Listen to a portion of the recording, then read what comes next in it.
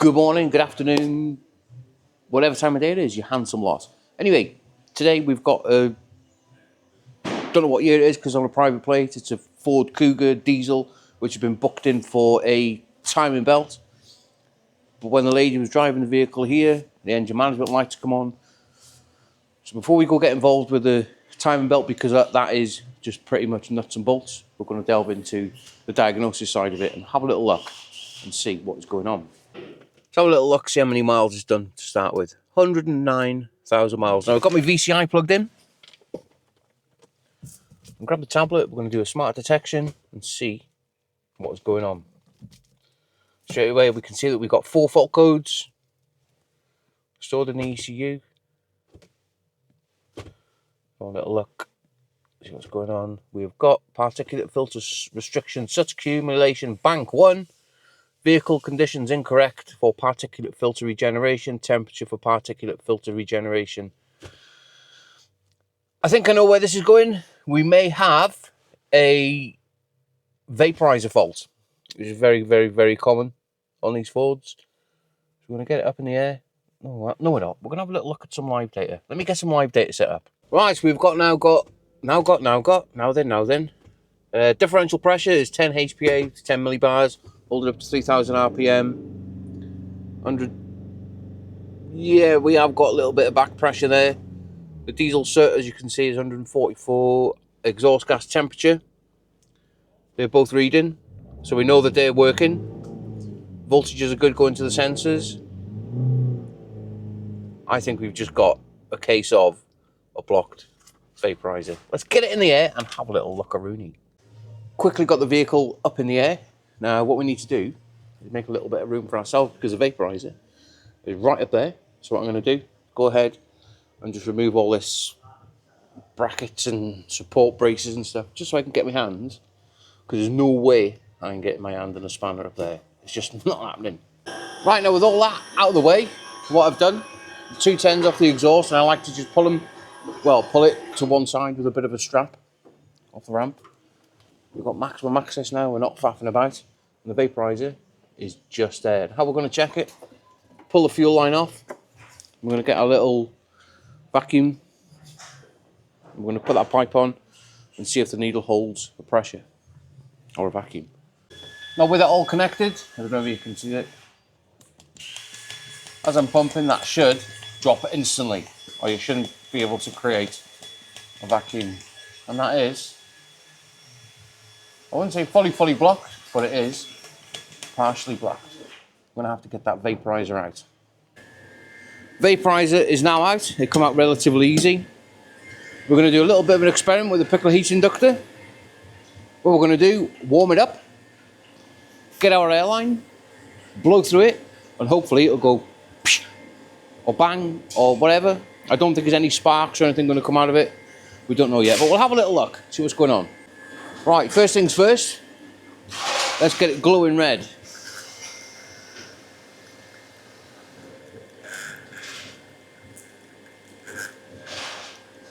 Probably see all the crap that's coming out of it now.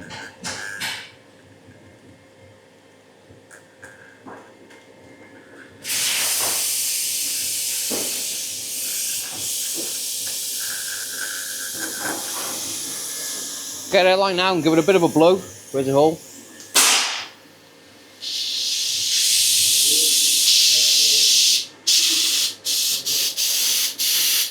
Still got some more blockage in there, I think.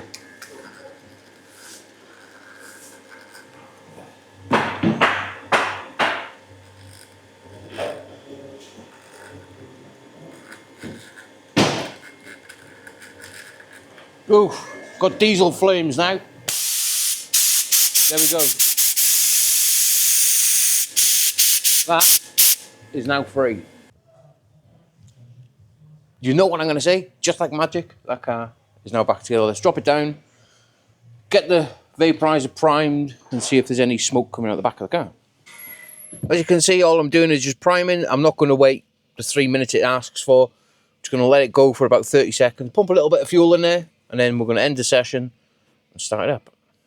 Right, well, I did start it up, and I didn't want to leave it run for too long, obviously, because I don't want the workshop stinking. There's nothing worse than the smell of unburnt diesel in like vaporizer and the smoke, if that makes sense. It stinks, and I don't want the workshop stinking all day, especially if I'm doing a timing belt and the other lads are working. Done that job, let's crack on now with timing belt. Timing belt. We need to make a little bit of room for ourselves, so we're going to get all this scuttle panel off, the brake fluid reservoir, get that off, and also I'm going to pop it into a little bit of a time lapse. Right, let's get these wiper blades out of the way. They can be a little bit fiddly, little plastic clips, little metal clips to get this plastic thing off. Be careful you don't break it, and this other plastic thing as well. Look at all that room that we've got now. Take the cap off. We're going to take it back up in the air, get the wheel off in a wheel arch, and put our under engine support. So we can drop it back down, take the engine mount off. These are such a lovely job to do.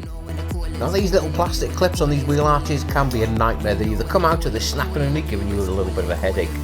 Now let's get this under engine support fitted to the subframe and to the chassis somewhere, I can't really remember where. Now let's move around to the coolant, get that drained down to my lovely little receptacle.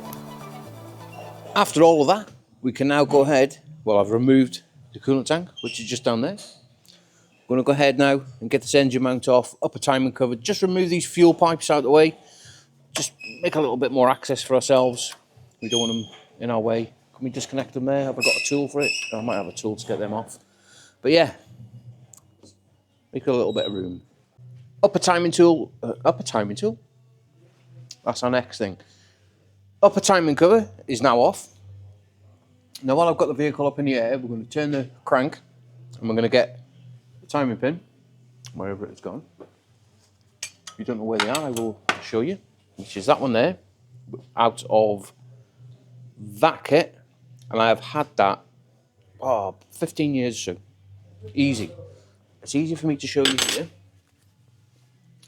It goes just underneath the starter, behind it, through the block, into the flywheel. We're going to get it just timed up for now at the minute, and just make sure that the camshaft is in the right spot. Right, well the camshaft is 180 degrees out. We want that hole lining up by there, so we can put that pin through it. So I'm going to have to turn the crank now 360 degrees. Camshaft is now in the right place, and that should slide in effortlessly. All right, let's take it back up in the air, get the crank pulley off, and then we can get the tensioner off and the belt off. We're going to have to put a hold on things for a minute because I've just received a parcel. He's probably going to watch it as he watches all my videos. Young lad, Alpha Autos, just sent me a gift. Now we're going to open this together. I haven't got a clue what's in it. Could be anything. I can't believe that he sent me something. I'll tell you what, over the last couple of years, he's gone from working on a little bit of a patch at the back of his house. He's now got a fully fledged garage, absolutely mint. I need to try and go down there one day and do a little bit of a video. What is it? What is it? Is it going to be one of them? Oh, I've always wanted one of these. I can't believe he sent me something. More packaged, well packaged.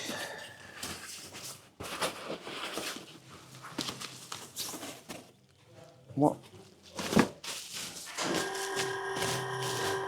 I don't even know what it is and I'm smiling. What's he sent me? What a G! Oh.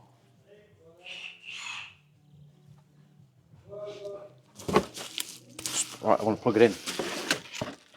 Plug it in. Oh, look at that! That is mint. Fair play, mate. I am buzzing with that. That's mint. Fair play. Thank you very much. Probably made up with that, you know? Made up. Right, let's get back to it. Crank pulley's off. Locked. Camshaft's locked. We can get on the 13 now. Ooh. And undo that tensioner. Ooh, crikey, that's tight. Let's get another one. 12, 13. That's better. A little bit more leverage. Undo it, flip the tensioner over. Can I get the belt off with one hand? Probably not. No, I can't get it off one-handed anyway. Let's go ahead now and get this water pump out. Of course, we've got a lovely little receptacle because we don't like mess on the floor. Catch all the coolant. Do you know when, like if you're a mechanic, sometimes you've got a gut feeling that the car's been played with before? Well, this has had a timing belt previously. My pet hate. What is it? You guessed it, silicone. Somebody's put the water pump on with silicone. Can't believe it. Now I've got to get it all off and do it properly. With all that sealant off it, silicone, ugh, horrible stuff. It's okay in the right places, but I don't think water pumps is the right place. And we're going to be using Anina Shea Fluid, my preferred timing kit. You should know by now. Let's go ahead and get everything torqued up to spec. Water pump's now back on. Let's go ahead and put the timing belt. Now these gears at the bottom, or pulleys, whatever you want to call them, take it off and give it a good clean with some emery paper, or not emery paper, Scotch pad, 3M Scotch pad, because when you're timing it up and tensioning the belt, it does need to move, and it's going to end up pretty much back in the middle. If it's like that or like that, it's wrong. It needs to be in the middle. Problems that you run into in the motor trade when fixing cars, part number 9 million. Timing belt kit has all had to come back off again. To come to fit the timing belt cover on the water pump, the new water pump, it is slightly different. See that where it cuts down there? The new one is out. So I've been on the phone to our parts supplier and they got one exactly the same box. Took the water pump out and it looked like that one, so they're sending that one out. I'm not going to bore you any longer. I need to get this job put back together quickly. I'll put it all back together, fresh coolant in it. Let's get on the key and give it a start. Two choices away. It'll start, but it won't. If we've done it right, it'll start. Engine management light's still on, which we're going to sort that out in a second. We're going to put some DPF cleaner in it also. But I'm happy with that. She's running. While it's ticking over, getting up to temperature, I'm going to get some DPF cleaning fluid mixed up. 50% water is a launch DPF stuff. Absolutely phenomenal stuff. Never failed with this stuff. Get that poured in. And then 50% water. And then we can chuck it on that ramp there. Take it up in the air. Squirt it in. Vehicle is now on the 4-poster ramp. Coupled up the DPF cleaning gun. So DPF. Get it coupled up. We're going to squirt about 5-10 seconds in and then leave it, drop it down and then fill the rest in while it's running at 5-second intervals, and hopefully that's going to clear it. Let's get this squirted in now at 5-second intervals with the engine running until the bottle is empty. Well, it is generally snowing. Look at the state of it. I should have done this outside really, but we're inside because it's raining outside. Right, well that is one DPF now clean. All the readings have come down. It come from 144% soot in the DPF. And as I was holding my revs up to about 3,000 RPM, the temperature is now red hot in the car. It was coming down to about 90-ish odd. But I still couldn't clear the DPF regen or temperature, whatever it was. So I had to reset the DPF. Light's gone out. In fact, we've got no fault codes. Look. Warning light off. We go to PCM. I don't know what I'm going to do now if this fault code comes back up. It won't. No DTC. I'm happy, and I'm sure the customer will be happy. And there you have it. That is one Ford Kuga, now fixed with a fresh timing belt. The lady's rung up and told us that she wants an oil and filter. I'm going to give it back in the morning. I'm going to take this for a good test drive and make sure that it is okay. Job's a good one, I think. Bit of a drama with the timing belt kit, but it's the trade at the minute. It's how it is. If you've made it this far and you've liked the video, and I've done enough for you to like the video, please don't forget to hit that like and subscribe, and I will definitely see you on the next video. Take it easy, let's get it sent.